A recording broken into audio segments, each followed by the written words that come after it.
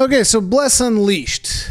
We downloaded it yesterday after watching the Kyra TV video where he said that he was going to check it out because it was being somewhat successful on Steam.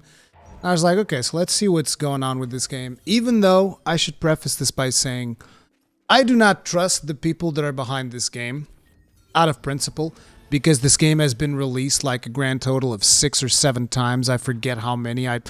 I'll be honest, I didn't even do the research to see how many times the game's been released, but I've seen like Bless Online on PC, Bless Online on consoles, Bless Online or Bless Mobile or whatever, and then there was Bless Unleashed on Xbox, then I think there was Bless Unleashed on PlayStation, and now there's finally Bless Unleashed on PC, and it's just like, what in the hell is going on with this game to begin with?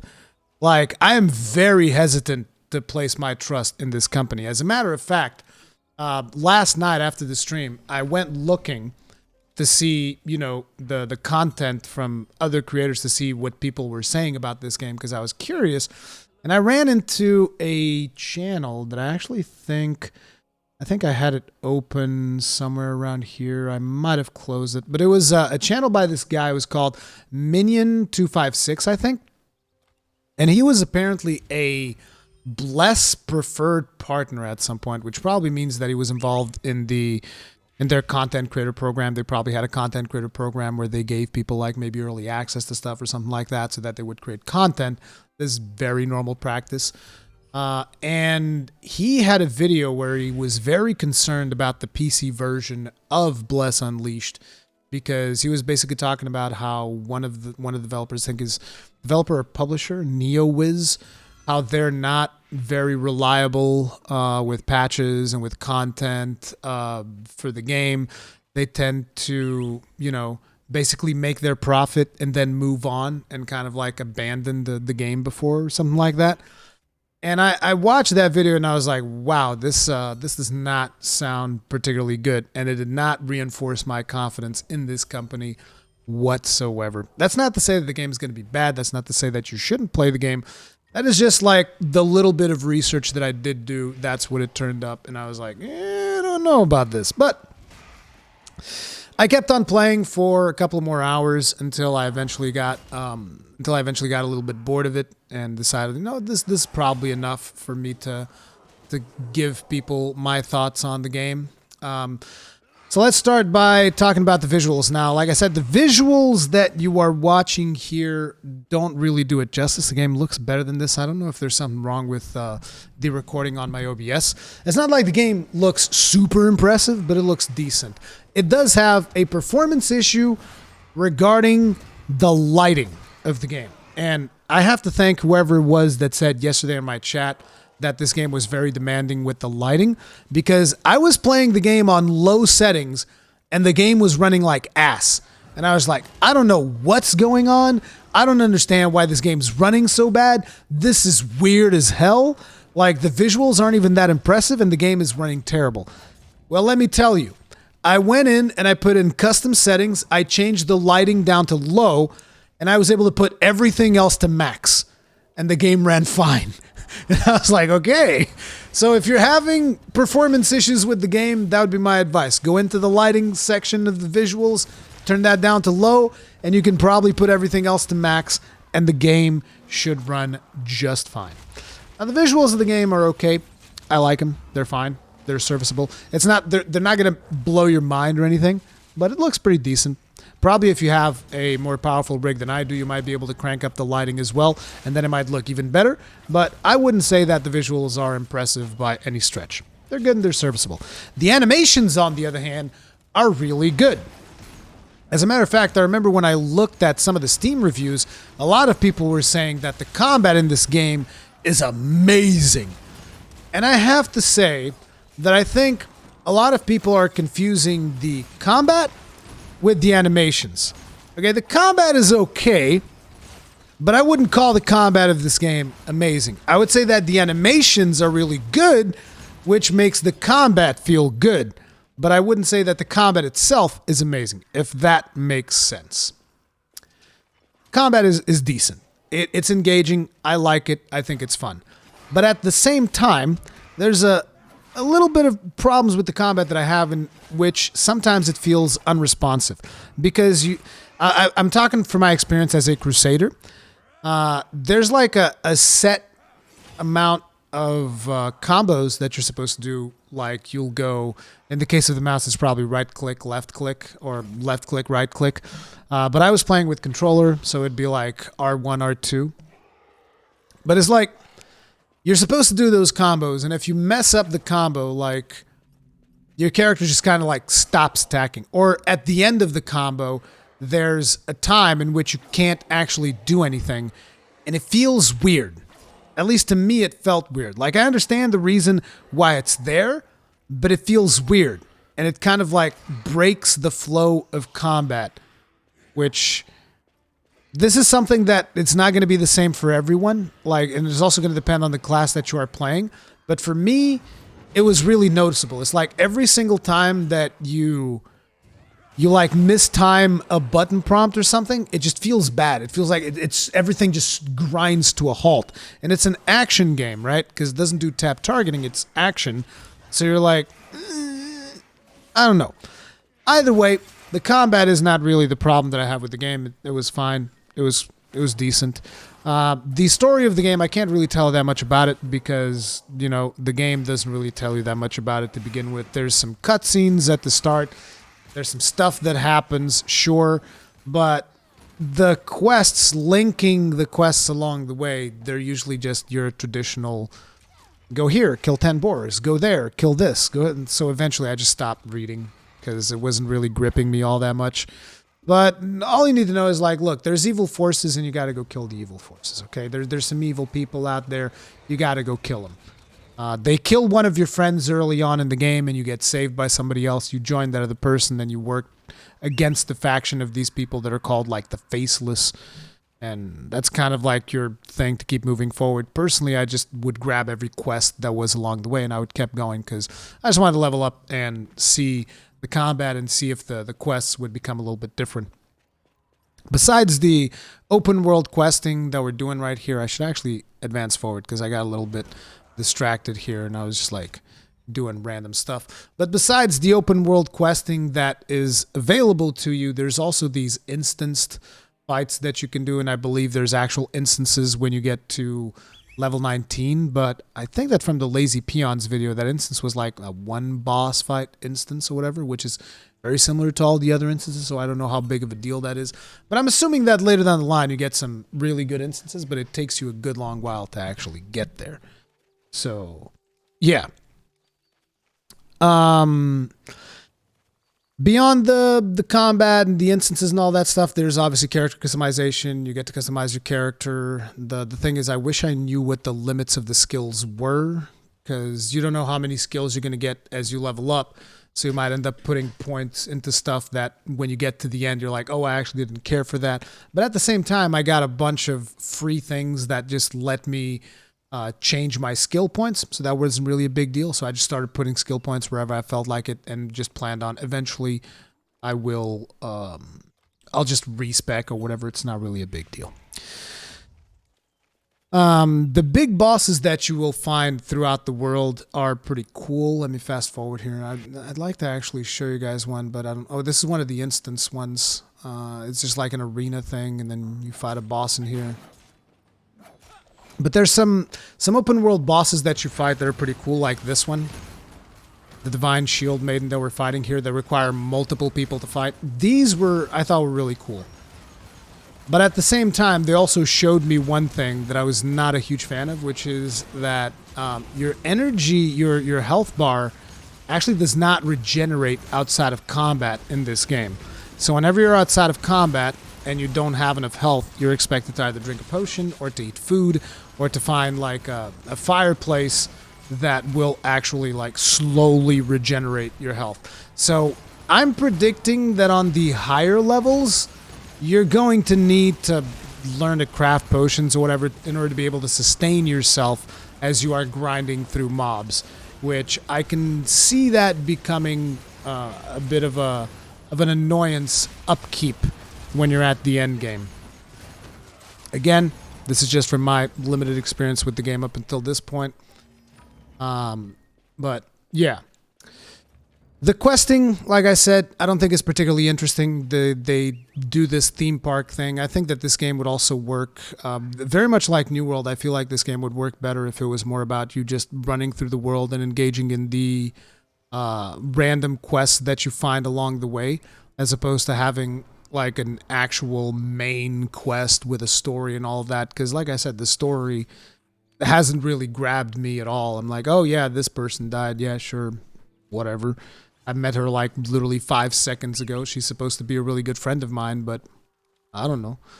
So it's like, it's not a particularly interesting story. So to me nowadays, unless your story is like super top notch, omega beast mode, it's like, just don't focus that much on it. Just have lore instead of story, and let the rest, the actual gameplay experience be more open ended and more sandboxy. But again, I haven't really gotten to endgame, so I don't know if stuff gets a little bit better in that regard. And I feel like it was also going to take me a long ass time to get to endgame, because guess what? This game in the store, they're also going to sell you XP bonuses. In this case, it's actually 50% EXP bonus that you can buy. Again, it's a free-to-play game, so I'm not going to sit here and be like, oh, I hate it, I can't stand it. It's like, hey, it's free-to-play. They got to get your money somehow, so it's going to be up to you whether or not you're going to want to tolerate that. Just keep in mind the thing that I said at the start of this video, which is that this company has somewhat of a reputation for cutting ties with their games and ditching out, which is, to me, is something that is weird. Because, like, I can tell that the animators that worked on the animation, at least on the Crusader character, which is the one that I played, the animators did a fantastic job. So to think that potentially the company could, in the future, slash and run like they did with previous Bless iterations and just move the game to, like, a different region or something and re-release it there, is just weird. It's just really weird, because I do feel like, again, maybe it's just because I like animation so much. The animations are so good. You feel the impact. You feel like it's fun with these animations, and all of the work that went into these animations. It can't have been something that is just like, oh yeah, we'll just slash and burn on this and we don't care. So yeah, that whole thing is weird. An interesting thing is that they call these fireplaces that you find throughout the world the soul pyres. I think these are very much inspired by bonfires of Dark Souls, and that's why they call them soul fires, because they kind of work in a somewhat similar way. But yeah. And then it's like what I ended up doing most of the time whenever I wasn't fighting the big bosses and whatnot, which was fun, but also got a little bit repetitive, because I feel like mages and whatnot have more agency in those fights. But it could be because I still don't know like all of the patterns and all of that stuff with the combat. So maybe if I improved the combat, it would have been better. But, just going through the motions of doing the quests the way that I was doing and following this trail of stars that takes you to the next main quest. I got to that point where it's like, so what am I really doing here? I'm just following these quests. I don't really care that much about the story. While the combat is fun, I'm just kind of like going through the motions. And I haven't even gotten to do PvP, which I believe you can do PvP at like level 30 or whatever. That's when isn't that when it unlocks, or is that level 20? I think it unlocks at level 20 actually. And it's going to take me a good long while to actually get to those levels, because it's a free-to-play game. And, they got to make their money. They're going to try to charge you for the XP boosts and all of that stuff. At least the mounts are not hard to get. I'll give them that. It's super easy to get a mount. Super early in the game, they're just like, hey, you got like 1,000 gold, and I have at this point, I don't even know how much I have. I think I have like 60,000. I don't know. I have more than enough to comfortably like buy a mount. So very early in the game, you're able to buy a mount, which makes Traversal at least a little bit more enjoyable. But it's not particularly creative in terms of Traversal. It's the traditional thing. Hey, you get a mount, you run around. It's still better than walking around like, say, the upcoming New World, which the Traversal in there is like sluggish as hell, which is why they make you teleport all over the place. At least in here, they give you a mount fairly early on. But yeah, so Traversal's not that great. The questing experience, as you can see, I'm just skipping through everything. It's whatever. I'm not really reading anything because I just want to like, okay, just give me the rewards and move on so that I can level up. I was trying to level up as much as I could to experience more of the content. But as I was leveling up, I eventually just got bored because it's also very grindy. It's like, go here, do this quest, go there, do that quest.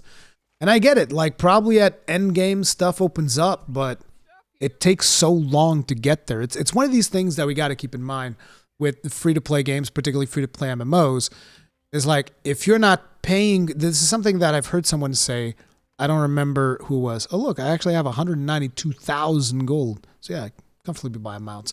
But this is something that I heard someone say, I don't remember who it was. It's like if you're not paying for the product, you are the product. And in this case, that's essentially what we are. You're sitting here. So long as you're having fun, you can keep on having fun. I haven't really hit a point where it's like, oh, I can't progress anymore because there's always more quests to do. There's always more stuff to grind. There's always more bosses to fight. So it's not like I hit a complete stop block in the game. It's just the fact that I don't trust the company because of their previous actions when it comes to Bless. And I feel like the rate at which I was leveling up was also very slow, and it was going to take me too long to get to the point that I wanted to get in the game to actually see more and more of it. And I was like, yeah, I think I'm done. And then if you look through the store, good God, there's just sell you like everything. There's cosmetics. You can actually buy what was that? You can buy stuff to like unbind items, which is like, say you have a really powerful item that's bound to your character, you buy that and unbinds. Not sure if that's so that you can swap it to another character so that you can sell in the market, what the idea is behind that. You can buy mounts. The mounts in the store have 3 speed boosts, which are the little horseshoes that you see there below my mount. All of the mounts in the shop have 3 speed boosts. I'm assuming that much later down the line, you'll also be able to get a 3 speed boost mount even without paying, but I'm not sure. There's also the fact that you have a very limited inventory in the game. So you're going to have to stay on top of that at all times. But if you do certain quests, you get like bag pieces that you can then trade for 1 more inventory slot. So there's a lot of stuff like that. There's the XP boosters. There's the inventory slot stuff. There's a bunch of premium things. There's so many currencies in this game. That's the other thing, dude. When you look at the store, you're going to get so confused. You're going to be like, do I need runes? Do I need the star seeds? Do I need the other premium currency, which I don't even know the name of, the one that I can use to buy the XP boost or whatnot? I've heard that there's supposed to be an item in the store that lets you turn off PvP, which would be a really weird thing. Because we saw the video yesterday where Kira said that, and I couldn't find that item in the store. It might be there, and I might just not be able to find it because that store is a complete pain in the ass to navigate. Then on top of all the stuff in the store, there's also a battle pass that you can get, like the premium version of the battle pass, and you get a bunch of items. And I guess one of the things that bothered me the most was the constant pull of things that were happening. It's like, oh, we send you something in the mail, and then I go to the mail and I'm like, oh, thank you for reaching level 8. Here's 10 tickets for celebration of whatever. And I was like, okay, so there's some tickets here. And then it'd be like, oh, you reached before that it was like, you reached level 6. Here's a treasure box for level 9 to kind of like keep you playing. And I'm just like, I don't know. It just seemed to me like at all times you're getting bombarded with different things in the game. And it's kind of like taking me out of the game, right? It's like, oh, here, you've unlocked something else in the past. Go get this item. You've unlocked this other thing here. Go get this item. And it's like, I just want to play the game. And you get it feels like you get constantly reminded that it is a free-to-play experience, and that is kind of like ends up being a bit of a turn-off for me. But again, overall, the combat is fun. If you enjoy that, sure. I don't think the questing experience is particularly interesting. I don't think the story is particularly interesting, but the animations are really good, and the combat is satisfying. Whenever it doesn't get unresponsive. And it has pretty good control implementation because they actually limit the amount of skills that you can have. I'm not sure how PC players are going to feel about that because, in my opinion, the main reason they limit the amount of skills you have available is so that it works with a controller. So, like, if you look to the bottom right-hand side, you'll see that we have the B skill, which is the chains that I throw out, the LT, which is my block, and then you have 4 abilities, and that's all the skills that you can have in your character. And, you know, PC players that have access to a keyboard, it's like, well, I can press a lot more keys than that. But it seems like they did this because this game was first released on consoles and then ported to the PC. And that might be the reason why they're doing that. But, you know, if you like the visuals, if you're having fun with it, then continue to have fun with it. Just keep in mind, like I said, the reputation of this company, maybe it'll be different this time, maybe it won't. I'm not sure, and I'm probably not going to be around to check out the endgame because it is just way too sluggish and way too repetitive with the quests that are not interesting. Like if the main purpose of the game was to just run through the open world and actually engage with the big ass bosses and whatnot, I feel like it would be a much more interesting game than necessarily with having the main quest and little stars to follow around, leading you by the nose every step of the way. I don't know. Some of that stuff kind of like turns me off, but you know, it is what it is. And those are my thoughts on Bless Unleashed. And I'm kind of done with it for now, I guess. On to the next thing. Most likely going to try out, I might try out Elder Scrolls next, but not sure. The MMO that I'm more excited to check out this year is probably Lost Ark. Whether or not I'll stick with that, we'll see. But till then, those are my thoughts.